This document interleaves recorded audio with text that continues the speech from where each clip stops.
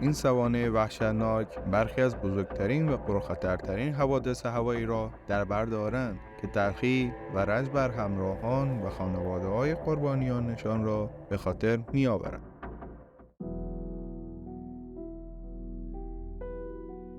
در تاریخ 25 ماه می سال 1979 سانحه‌ای در باند لس آنجلس فرودگاه هواپیمای آمریکا و پرواز 191 رخ داد که طی آن تمامی سرنشینان کشته شدند. این حادثه درست بعد از بلند شدن هواپیما در فرودگاه بین‌المللی اوهر شیکاگو رخ داد. در آن لحظه موتور سمت چپ هواپیما از کار افتاد که موجب چرخیدن و در نهایت برخورد آن با زمین شد. هواپیما چند کیلومتر آن طرفتر از باند پرواز سقوط کرد و در شعله‌های آتش سوخت. زبانه‌های آتش و دود آن از فاصله 12 کیلومتری قابل مشاهده بود. تلفات جانی این حادثه شامل 271 نفر مسافر و خدمه هواپیما و 2 نفر بر روی زمین بود.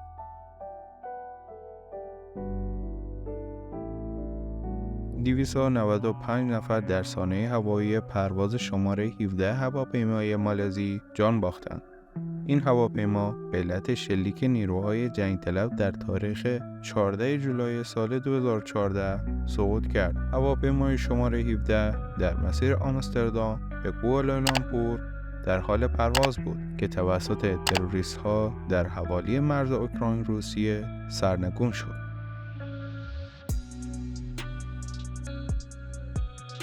این حادثه در پرواز 163 هواپیمای عربی که از کراچی پاکستان به جده در حال پرواز بود، طی توقفی که در شهر ریاض انجام شد، رخ داد. از فرودگاه ریاض آتشی درون هواپیما شعله‌ور شد.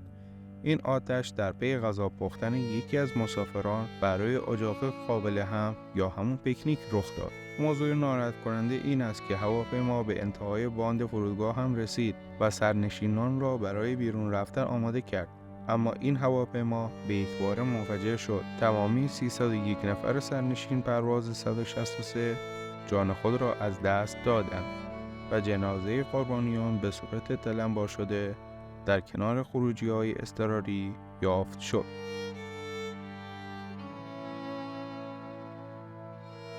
یکی دیگر از حوادث هوایی ناگواری که تاریخ به چشم خود دیده مربوط به سقوط پرواز آل 182 هند است که از مونترئال کانادا به سمت لندن در حال پرواز بود. تمامی سرنشینان هواپیما شامل 268 شهروند کانادایی و 27 بریتانیایی و مسافرانی که از دیگر کشورها بودند جان خود را در این سانحه از دست دادند. روزی که پرواز 981 هواپیمای ترکیه از فرودگاه آتاتورک به سمت فرودگاه هیترو لندن در حال پرواز بود. این هواپیما در فرودگاه اورلی پاریس توقفی داشت که بعد از پرواز دوباره‌اش در جنگل‌های این شهر سقوط کرد. این حادثه ناگوار در پی یک مشکل فنی رخ داد. درب قسمت باربری در انتهای هواپیما ناگهان باز شد که موجب تخلیه هوا و فشار هواپیما شد. همین موضوع سبب شد تا کنترل کابین و هواپیما از دست خلبان خارج شود. تمامی 346 سرنشین و خدمه پرواز 981 جان خود را در این حادثه از دست دادند.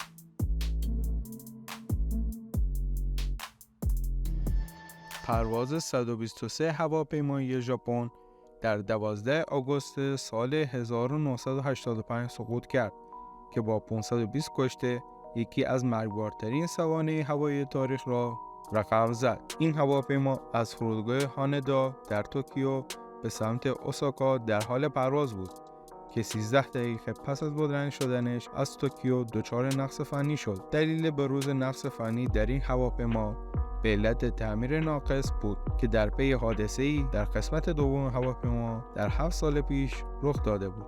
سقوط پرواز 123 هواپیمای ژاپن مرگبارترین حادثه تگانه در تاریخ سوانح هوایی است.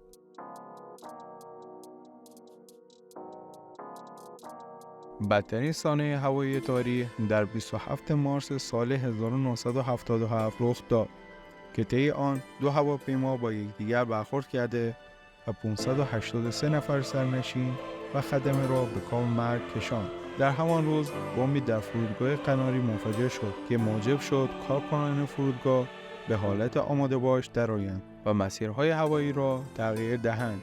همین موضوع باعث شد پروازهای 4805 KLM مجبور به فرود اضطراری در فرودگاه کوچک لوس رودئوس در تنریف اسپانیا شود. این فاجعه چنان دنیا را شوکه کرد که در پی آن اصطلاحات بسیاری برای جلوگیری از وقوع دوباره چنین سوانه‌ای صورت گرفت.